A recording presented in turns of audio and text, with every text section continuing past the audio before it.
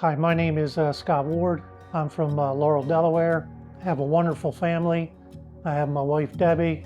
I have two sons, Jordan and Grant, two grandchildren at the time, Owen and Everly. And my story starts back at the old Epworth Church. I attended there as a child and grew up around, a lot of friends that are in that church that I'm still friends with today.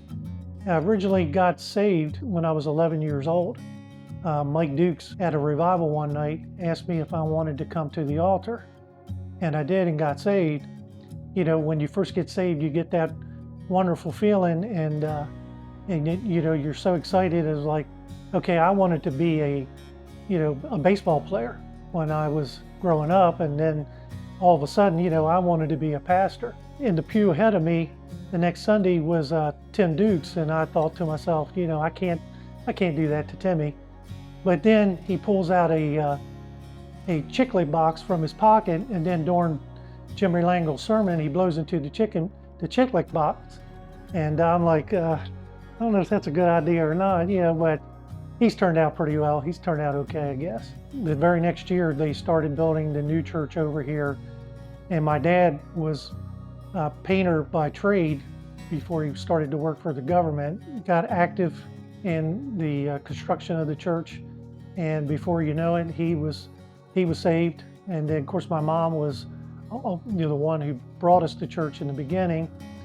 But then, a couple years later, my grandparents started attending, Linwood and Catherine Ward. During one morning service, when Jimmy Langle was preaching, got right out of his seat and went to the altar halfway through the sermon, and he got saved that Sunday. So our family has grew up in church. We didn't have an option. As I got into my late teenage years, unfortunately, I kind of walked away from it, started living out there in the world, so to speak. Still attended from time to time. I got married back in 1981. I had to work a lot of Sundays, and then my wife Debbie, she would come to church, and then one Sunday she came home and told me she'd been up to the altar and she got saved. I thought, this is maybe my time, and I still wasn't ready for it.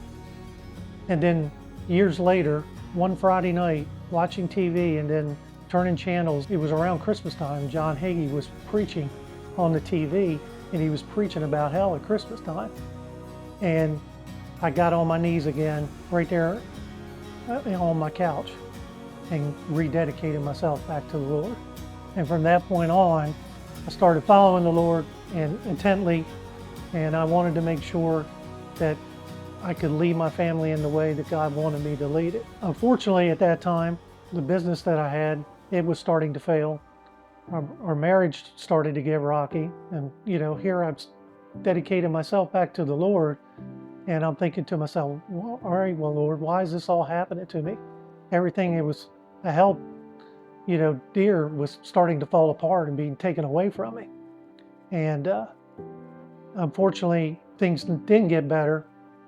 I think that's where God wanted me to be. I was humbled, and I needed that direction, and I needed that correction to put myself out of the picture and put Him truly in the picture.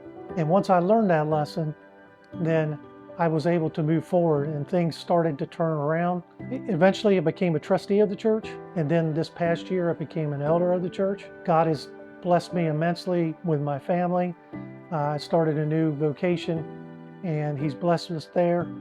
But most of all, He's blessed us in a way, with the generations of my grandfather, father, and mother, now us attending regularly, my kids attending. I've got a great daughter-in-law, soon to have a second great daughter-in-law. They're getting married here in a couple weeks, and hopefully some more grandchildren coming down the road too. And now that I look back on it, when I walk through that, I'm like, God, what are you doing? This is not what I had in mind, what the plan was supposed to be. God had me every step of the way. No matter, what the situation was, He was in control.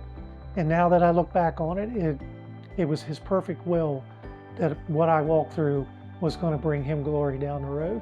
So I give all the credit to God for walking me through that time to get me to where I am today. And I'm a blessed man now because of it.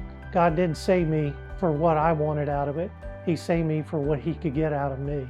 That is the purpose that I still live for. God, what can you use me for? What can you get out of me today?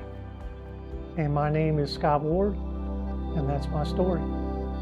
I'll believe in what my eyes can't see, and I will trust you, Lord. I will trust you, Lord. I will make a sacrifice of praise and say that you are